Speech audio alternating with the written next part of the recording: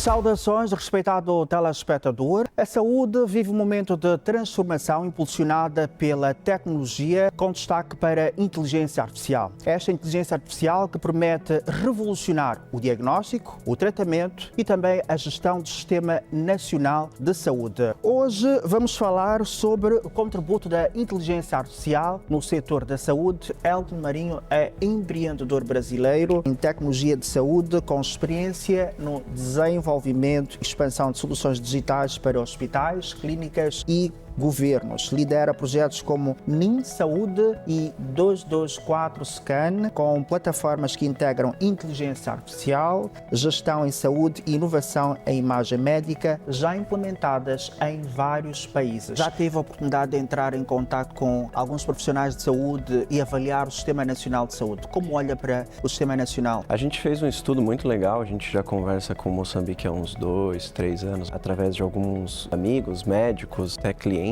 aqui na cidade. Então a gente já vem conversando sobre Moçambique já há algum tempo, né? A gente vê uma energia muito boa, inclusive dos próprios médicos, de quererem resolver problemas de saúde, né? Querendo digitalizar, né? E tem desafios comuns desse momento, né? Que também são comuns, por Quais exemplo, seriam? Papel, né? A gente ainda fala de papel, né? Vamos sair do papel e vamos para o digital, vamos usar software ao invés de papel, né? Isso é uma quebra de paradigma, isso é uma quebra de forma de ver as coisas. Isso entra muito na questão de educar os próprios médicos até parar de usar papel e usar computador, né? Mas isso é uma fase muito curta, tá? A gente viu essa transição acontecendo no Brasil, por exemplo, que eu venho de lá. Eu fui uma das pessoas que participou dessa transição, né? A gente ajudou os médicos a sair de um lugar para o outro. E leva pouco tempo para isso acontecer, né? E é uma surpresa muito grande quando um médico vem conversar com a gente e falar que tá fácil, né? Que tá simples, que nem era tudo aquilo, né? Mas a resistência que antecede essa mudança gera muito desconforto, muito medo. Os médicos e enfermeiros e toda a equipe que está em volta gera muito medo do novo, né? Que eu acho que sempre aconteceu em qualquer mudança, né? A gente sempre encontra essa resistência na mudança, né? Mas depois que muda, que a pessoa começa a usar, ela percebe que estava muito melhor do que era antes. No contexto de Moçambique é muito bom, porque Moçambique está tendo uma oportunidade de aprender com os erros e acertos do mundo inteiro. Então Moçambique não começa do zero, Moçambique começa do mais alto nível. Existem desafios primários, né? Mas a gente já está pensando lá na IA, a gente já está uns 20 passos à frente, né? E Moçambique vai dar 20 passos ao mesmo tempo. Isso é muito legal, porque é muito disruptivo e isso também faz com que o povo de Moçambique tenha melhor saúde num curto espaço de tempo, né? A gente começa a converter de uma coisa muito antiga, muito papel, muito complicado, muito fragmentado para uma alta tecnologia. Por causa da distância que muitas vezes os pacientes têm que percorrer para poder ter cuidados condignos de saúde. Como é que a inteligência artificial pode contribuir para resolver este problema? Eu acho que tudo começa na triagem. Tirando o papel e começando a usar software, a gente já começa a fazer triagens muito melhores. Então a gente entende quem precisa se locomover e quem não precisa. Às vezes a gente consegue tratar de um paciente numa distância muito longa, e sendo que tem especialistas na capital que podem atender essa população numa área rural, por exemplo. Então essas regiões, elas podem ser atendidas através de telemedicina, por exemplo, que está dentro de software. Então o especialista na capital consegue atender e selecionar através de uma triagem quem deve se locomover e quem não deve. Então alguns tratamentos podem ser feitos nessas regiões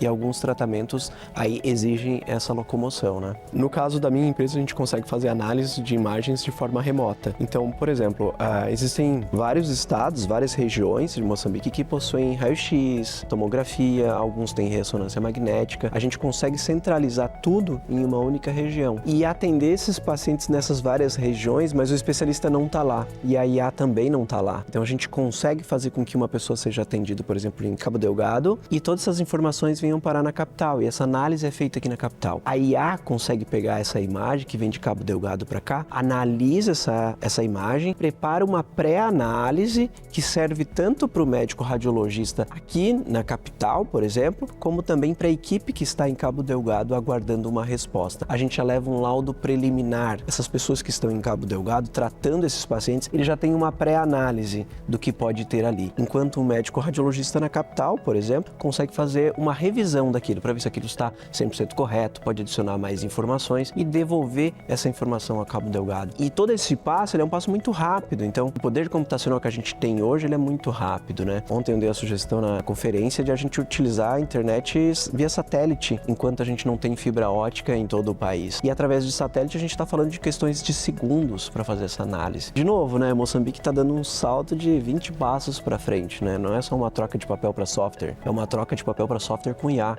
Então a gente está falando de uma revolução mesmo. A última análise sempre vai ser de uma pessoa, seja daquele médico ou daquele enfermeiro que está em Cabo Delgado fazendo o tratamento do paciente. Essa análise é a última. A IA já criou laudos preliminares e está levando para ele, mas a decisão sempre vai ser dele, com a experiência dele. Assim como também é na capital, com um médico radiologista aqui. A última etapa sempre vai ser humana, né? Sempre vai ser uma revisão. A máquina, ela serve para fazer atividades repetitivas e ela faz incrivelmente bem. Os nossos sapatos, os nossos produtos que a gente usa, eles são feitos por máquinas, né? Mas quem revisa isso e quem desenha isso, quem prepara tanto o desenho do que a gente vai consumir... Manipular o algoritmo. Isso. E muito mais. Até produzir, né? Entender o que a população quer. Isso é coisa de humano, né? Isso não é coisa de máquina. A máquina é para fazer aquela repetição, né? Assim como numa linha de produção de uma indústria. Já a última análise sempre vai ser de um humano, né? Essa análise que é feita por IAs e por software, ela é uma análise muito acurada. Então tem muita coisa que as pessoas acabam não conseguindo ver. Por exemplo, alguns radiologistas, de 2 a 6% dos laudos de radiologia são erros humanos, né? E esses erros humanos, a maioria deles, que estão aí de 60% a 87%, são de uma análise mesmo. Eles analisam a imagem, eles não conseguem ver alguma coisa. A IA, ela não tem esse cansaço, essa falta de acurácia nesta área. Então ela acaba ajudando o médico radiologista, ela acaba ajudando os médicos, enfermeiros e toda a equipe que está tratando o paciente nessa análise, né? As IAs são muito melhores a lidar com o falso negativo, que é você olhar uma imagem e dizer que não tem nada. A IA, ela é incrivelmente boa para isso. Ela consegue achar. Então eu acho que é sempre um complemento. A máquina, ela veio para nos ajudar e ela tem feito isso muito bem.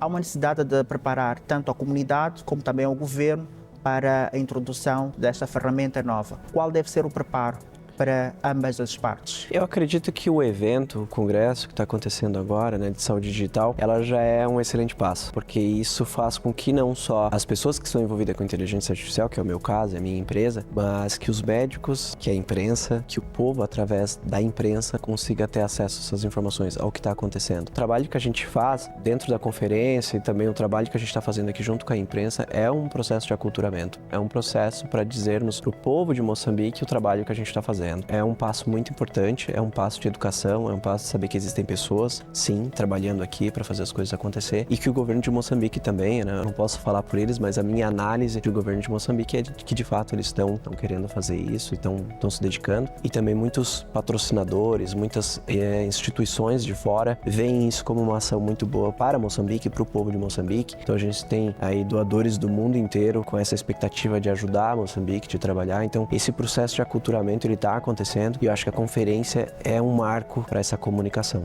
Teve um caso, não foi necessariamente a minha empresa, mas teve um caso que a gente acompanhou que foi um caso muito perto aqui, que é o caso da Etiópia, né? Eles fizeram um trabalho de teleradiologia, isso não tinha nem IA, e eles já tiveram uma redução significativa, por exemplo, no tempo de espera para fazer um exame. Tinha fila de pacientes para fazer um exame e eles não conseguiam entregar esses laudos, né, a tempo. Então eles conseguiram reduzir drasticamente a quantidade e a satisfação do povo da Etiópia naquele momento ali específico que foi feito esse trabalho, elevou em 17,7%. A população ficou mais feliz, ficou mais satisfeita com o serviço de saúde, né? Tem um tempo de espera para fazer o exame, né? E tem um tempo de espera para receber o laudo, né? Que a gente chama de TAT, né? Esse tempo de receber o laudo, ele é encurtado significativamente. A gente está falando de as áreas mais rápidas no Brasil, as mais produtivas do Brasil, leva de 1 a 2 dias para entregar um laudo eletivo, né? Que é um laudo de não urgência. E a gente está falando com IA em entregas, na minha empresa está fazendo em menos de 60 segundos, a gente já entrega um laudo preliminar. A gente está falando no Brasil de 17 segundos, 18 segundos para já entregar um laudo preliminar, fazendo todo o processo de captura da imagem e do exame, leva para o servidor, bate ali em placas da NVIDIA, depois devolve lá para o hospital, para o governo, já um laudo já preliminar. A gente está fazendo isso em 17 segundos, é muito rápido, né? Depois vem o médico radiologista, através desse laudo preliminar, faz o trabalho dele, mas a gente está falando disso de horas. Então é incrível a capacidade que a gente tem de entrega, né, com esse momento agora, tá? Mas mas tudo que eu estou falando aqui são coisas muito novas, né? O poder computacional começou em 2023. Antes de 2023 a gente não tinha placas de vídeo tão boas quanto a gente tem hoje. É ainda uma coisa muito nova. Então, tudo que foi feito antes de 2023, por exemplo, era muito difícil de dar certo, porque não era o momento. O YouTube foi criado no momento que tinha capacidade nos computadores de rodarem vídeos do YouTube, né? Mas antes disso era caótico, não tinha como ser feito.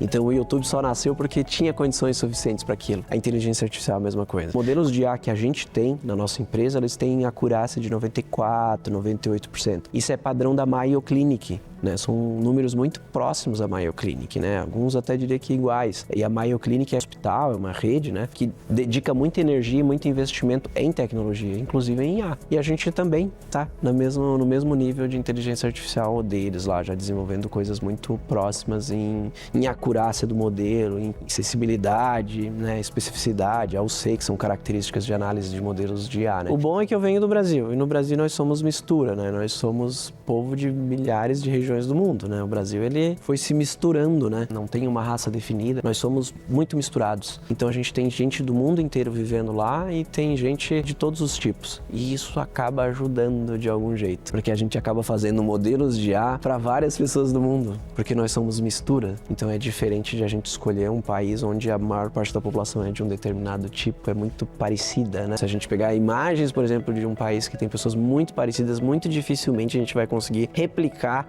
esse conhecimento para outras regiões que o povo é um pouco diferente, né? Então o Brasil, ele tem essa vantagem de ser muito diferente e acabar ajudando nisso, né? Então se a gente for parar para pensar em como criar um modelo de IA, como começar a fazer isso, acho que tem que levar em considerações essas características. Elton, nosso muito obrigado por esta aula de sapiência relacionada à inteligência artificial. Esperamos nós que nos ajude com o seu saber na prática para trazer bons indicadores a nível nacional. Muito obrigado.